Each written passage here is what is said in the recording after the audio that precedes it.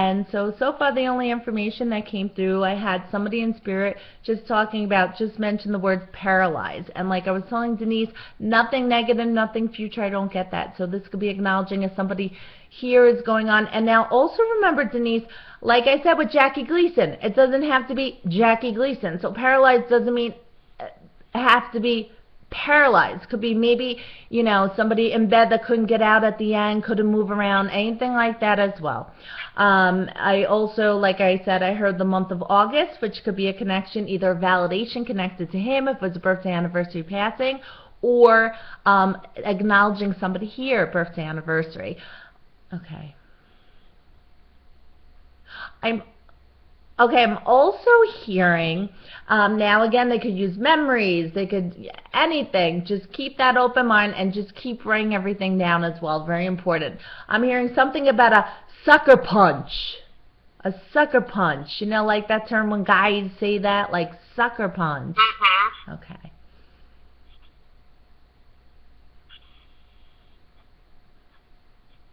And I'm also hearing trust, like trust the information coming through, trust. I'm feeling like this energy stepping forward was a good listener. So now, Denise, the only question I'm going to ask you now and throughout the session is, so far are you able to understand some of the information coming through, or at least connected to the uncle, or just in general? Yes. Okay, good. I'm also hearing passed away suddenly or unexpectedly, and making me feel more recently. Are you understanding that as well for your uncle? Yes. Okay, thank you.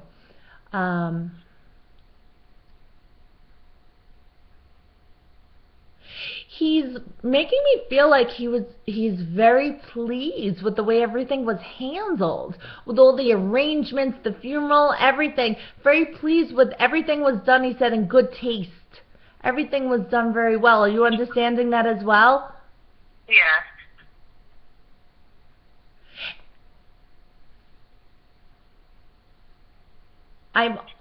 He's also making me feel like his memory was honored. His memory was honored very well and very respectfully, very tastefully done. Now, just a reminder, Denise, when any names come through, this does not, well, obviously this is a girl's name, so it's not his name, but it doesn't have to be somebody in spirit. It could be him acknowledging somebody who's here in the living. So if this person is in here in the living, that name is coming through for a couple of reasons. Maybe this person, number one, just got a new job. Number two, got a promotion, got engaged. Maybe they're not feeling so well, but there's always a reason why if they're calling a name of somebody who's here in the living, they're acknowledging them. So the name I'm hearing is Jennifer. If you're not understanding Jennifer, just write it down. Like I said, when you talk to your siblings, your cousins, your family, they'll understand. They might say, oh, that's a girl I work with. She's giving me a raise. You know, okay. My boss. Okay. Okay.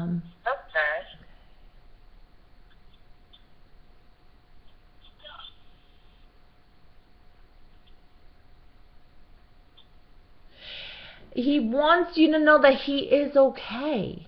He said he's not in pain, he's not suffering anymore. He's okay. And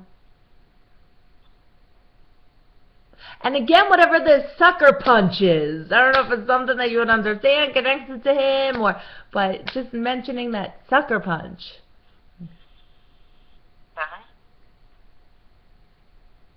And then he keeps just playing that song. The Beatles sang it, and then years ago, Voice of Memory made it as well, and it goes, it's so hard to say goodbye to yesterday. He said, spend more time with family. And then I heard, long live the king. So that is my symbol telling me that this was a person who was a good person, who was a gentleman, who was like the last of the gentlemen, maybe held doors for people, had manners. Are you understanding this for your uncle, Denise? Yes. Okay. He also wants you to know that whenever they say, I knew the truth. That's my symbol telling me that at the very end, before he had passed away, he understood what was going on around him. He understood if people were trying to talk to him and communicate to him. Maybe, you know, he was couldn't talk back, or maybe wasn't awake at the time, but he did understand what was going on. He understood anyone that had a conversation with him and talked to him, he understood it. Are you understanding that? Yes. Okay, thank you. He's giving you advice. He said, choose your words wisely, because once you put your word down to the universe, that's it. You can't take it back, even though, excuse me, even if you say, you know, it's one of those things, heat of the moment, you're mad, and then later you say, oh, I didn't mean it, I'm so sorry, I feel bad. And, you know, that person would say, oh, it's okay, I forgive you. But you know what? They'll forgive you, but they will never forget, and they will haunt you to it for 10 years. So he's saying, you know, before you speak, kind of take that deep breath and think before you speak. Usually when somebody on the other side gives advice like that, it might have been because he might have just, you know, the words might have came out, and then he might have felt a little bad about, you know, if he said anything, hurt someone, he didn't mean it. So that's why I say, you know, take my advice, I've been there, done that, sort of thing. He's also giving me the number 11. When numbers come due, numbers are always significant. So 11 could be talking about the 11th day of any month or the month of November. So this could be, again, a birthday, an anniversary, or passing. So say January 11th, February 11th, March 11th, or November. So he's either validating that the 11th of November is connected to him, or acknowledging whoever here is connected to the 11th of November. He's also talking about a family reunion. So I don't know if this is something that's in the works, in the making, coming up, or it just had recently happened, but he's just talking about a family reunion. Okay. I'm also hearing the word again, nothing negative, nothing future, just hearing the word prostate. I don't know if he's the one with prostate, or if somebody else up there is trying to say hello, or if somebody here is having an issue with that or being tested for that, but just hearing the word prostate. Are you understanding some of this information, Denise? Yes. Okay, thank you. So there was a show from the 80s called The American Greatest Hero. And the theme song goes, and again, bear with me everyone for my voice, and Denise, I'm so sorry because I can't sing for the life of me, but this is how most of my stuff comes through. Believe it or not, I'm walking on air. I never thought I could feel this free. So whenever somebody sings that song to me, to us, that is letting me know that this was a person that before he had passed away, he had a difficult time at the end getting around. So either for two things, maybe one, maybe his legs weren't so good and he couldn't walk around so well at the end, or two, from whatever illness that he had, that he physically couldn't get out at bed at the end and couldn't get around.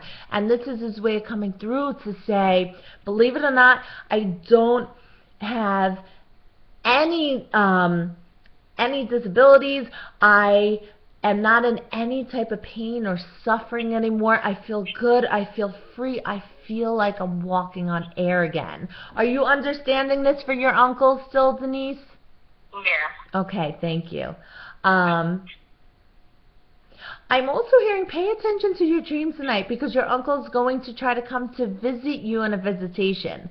So the difference between a dream and a visitation is, a dream is, you know, our self-conscious, just thinking of the person, memories, that sort of thing. And when we wake up and we go throughout our whole entire day, and at the end of the day you say, oh, gee, I had a dream about my uncle last night. That's a dream. But when you wake up in the morning and you're like,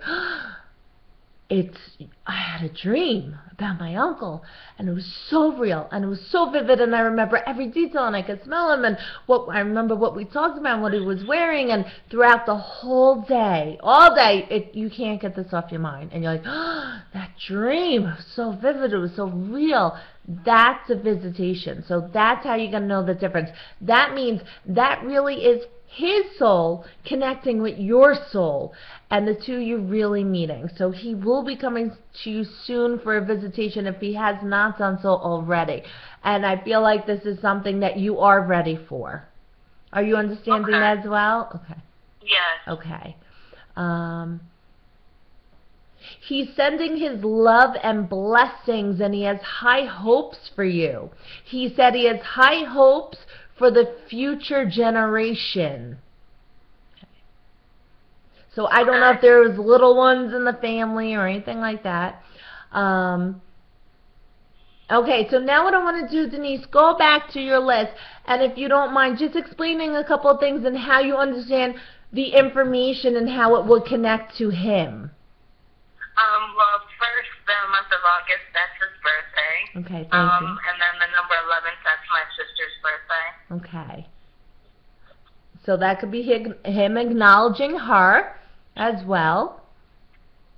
And they were very close as well, correct? I'm sorry? Yes. Okay. And how are you understanding, like, the paralyzed or the prostate and that sort of thing? Well, the paralyzed, he wasn't able to move towards the end.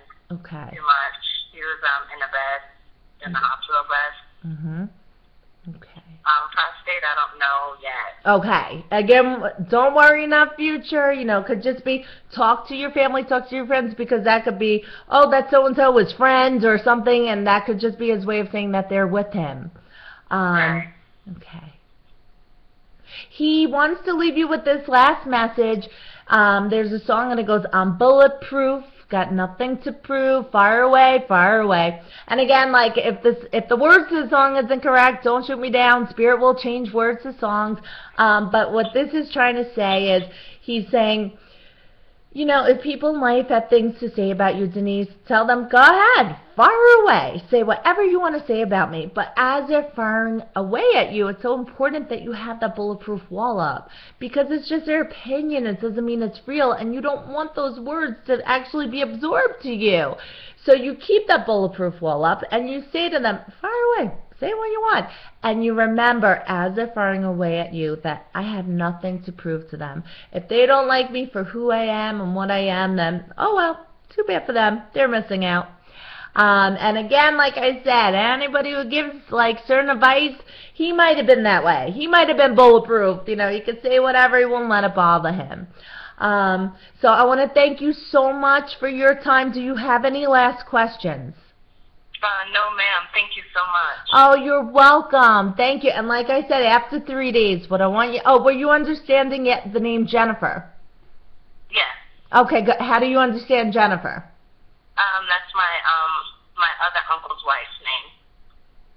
Okay. Oh, good. So what I want you to do is, if you speak to them, I always tell people, if you speak to Jennifer, don't say to her, oh my goodness, I spoke to a psychic, she says something's going on with you, you know, because you don't want to get Jennifer nervous. You casually say, hey Jennifer, how you been? Or what's going on with Jennifer? How, you know, what's she up to?